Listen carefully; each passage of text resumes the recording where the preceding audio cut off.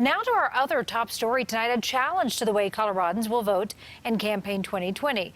Colorado's Secretary of State claims the President of the United States is trying to suppress voters. That's after President Trump said this morning that he will not give in to Democrats' demands for more money for the post office. Now, the question is, could it slow mail-in ballots this November? The president has questioned the mail-in process of elections. Rick Sounder joins us live now to talk more about this. And Rick, leaders in Colorado say the system works just fine. Well, Karen, there's a law here that goes back to 2013, and it requires that mail-in ballots be sent to all voters in the state, not just absentee requests. Colorado has a lot more experience on this, though, than other states. For Colorado, it's not new, but mail-in voting has become a political, very hot potato. Mail-in voting, it's going to be the greatest fraud in the history of elections. But Colorado's experience has been widely praised. In fact, most ballots mailed out come back in drop boxes.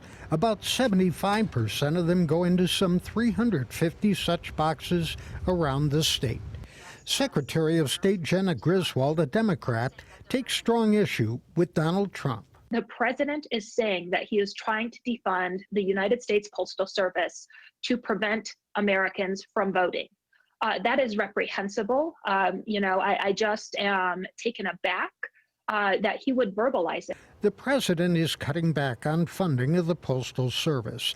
There is a fear that may make voting by mail during the pandemic difficult, if not impossible.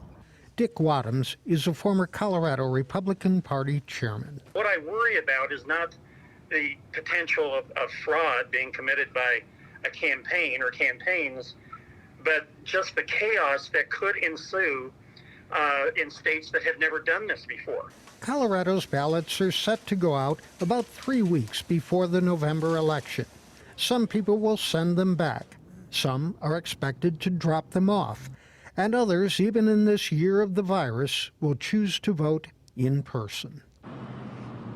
So we asked the U.S. Postal Service, will it be able to handle mail-in ballots this election? We were told they only account for about 2% of the total volume, and it will be able to handle them securely and on time. Live in Denver, Rick Salinger, covering Colorado First. All right, Rick.